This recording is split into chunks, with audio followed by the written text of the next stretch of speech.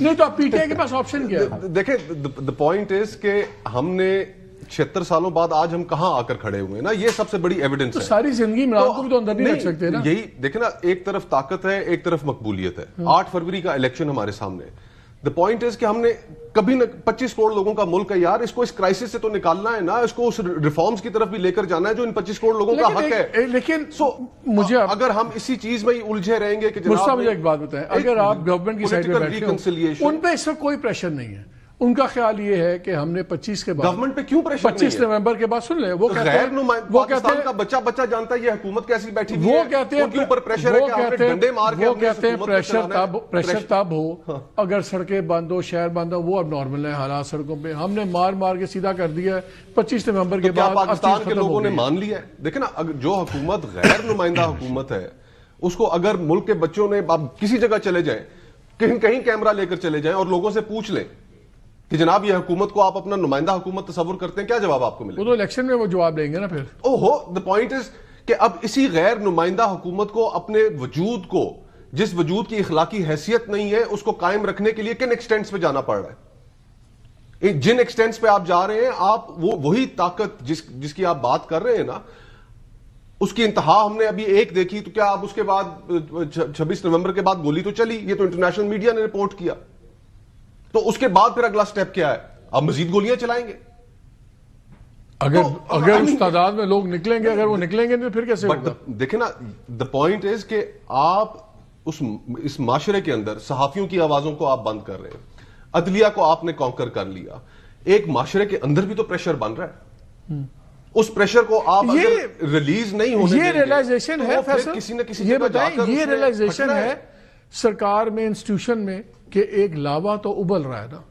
ٹھیک ہے، short term کے اندر آپ بڑی طاقت میں ہیں، شارٹ ٹرم کے اندر آپ نے ہر چیز قابو کر لیا، کورٹس آپ نے قابو کر لیا، آپ 26 امینڈمنٹ لے آئے، آپ نے مرضی کا سی جے لگا لیا، دوسرے کو ہٹا دیا، آپ نے آئینی بینچ بنا دیا، کل کو کوئی بھی چیز ہوگی ہینگ پیڈ ہوگا. اب سپریم کورٹ بھی مذاق بن گئی ہے. 2 ججز اٹھتے ہیں، وہ چیف جسٹس پہ کو کہہ دیتے ہیں کہ یہ مجرم ہے، اس نے توہین عدالت کی ہوئی ہے. دوسرا بینچ آتا ہے، وہ کہتا ہے یہ 2 ججز کا تو دماغ خراب ہے، ان کا تو یہ رائٹ ہی نہیں تھا، یہ کہاں سے فیصلے دے رہے ہیں. ججز ایک دوسرے کے خلاف فیصلے دے رہے ہیں. پہلے ججز مقدموں میں ہوتے تھے، یا ججز ایک دوسرے کے خلاف فیصلے دے رہے ہیں.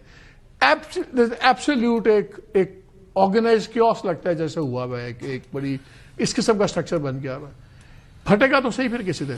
سر دیکھیں، میں نے آپ کو پہلے ریکویسٹ کی تھی کہ یہ لاوا آپ قوموں کی بات کر رہے ہیں، ہجوم کی بات نہ کریں.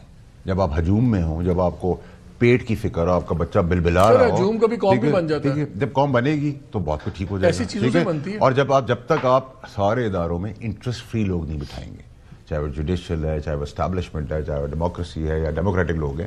آج اسٹیبلشمنٹ کے اندر میں پھر آپ کو ہائی لائٹ کرتا ہوں، برا لگتا ہے، معذرت چاہتا ہوں.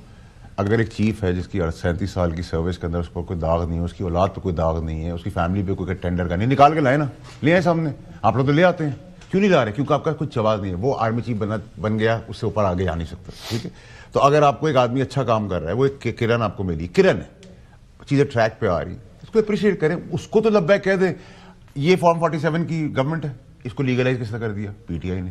نیگوشیٹ کر کے نہ آتے ان کے بات کرنے کے لیے. پہلے تو آپ مانتے نہیں تھے، پہلے تو آپ کہہ رہے تھے ہمارا مینڈیٹ واپس کرو.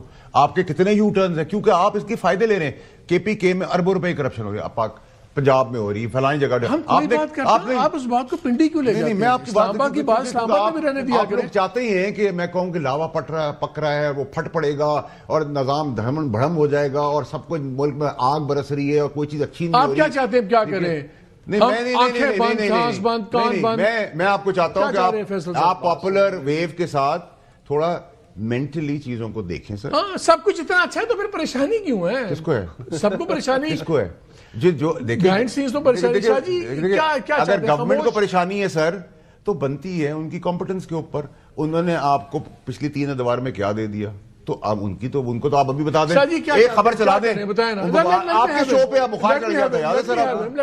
جی دیکھیے بات سنیں میری، جہاں تک کہ لاوا اتنا سب کچھ ہے، ہمارے عمران خان کی ویڈیو بھی نہیں دکھا سکتے، تقریر بھی نہیں سنا سکتے. نواز شریف صاحب کے ٹائم پہ یہی ہوا تھا. نواز شریف صاحب اس وقت جو ہے، اس وقت جو صورتحال ہے جس پہ ہمیں غور کرنا چاہیے، لاوا اس لیے نہیں پھٹ رہا کہ ہمیشہ کچھ طبقات ہوتے تھے جو کہ اپنے آپ کو فرنٹ فٹ پہ رکھتے تھے یا کم از کم بولا کرتے تھے. ان میں چلو ایک تو صحافی ہوتے تھے, ہم میں بکاؤ مال بھی بہت ہوتے تھے, لیکن صحافی بھی بولا کرتے تھے. دے ور کنسیڈرڈ کہ یار یہ کچھ بولیں گے. کوئی ایک آدھ شاعر ہوتا تھا بیچارہ دیوانہ جالب جیسا, اور ایک بہت بڑا ایلیمنٹ ہوتا تھا وکلا کا. آج سوشل میڈیا پر ایک ویڈیو وائرل ہو رہا ہے نا, ایک جگہ خالی کروائی جا رہی ہے. کس کے لیے کروائی جا رہی ہے؟ وہاں کس کی کالونی بننی ہے؟ اب جن کی کالونی بننی ہے, اگر میں ان کے لیے یہ سب کچھ سوشل میڈیا پہ جو وائرل آج ہو رہا ہے, تو میں ان سے یہ امید رکھوں کہ یہ عدلیہ کو مضبوط کریں گے. وہ یار وہ ارسلان کا ابو ہیرو بن گیا تھا, وہ باہر آ گیا تھا, تو یہ آج کل جو بنے ہوئے چیمپئن وہ بھی استعفیٰ دے کے کہیں کہ یار نہیں بہت گھٹن ہے.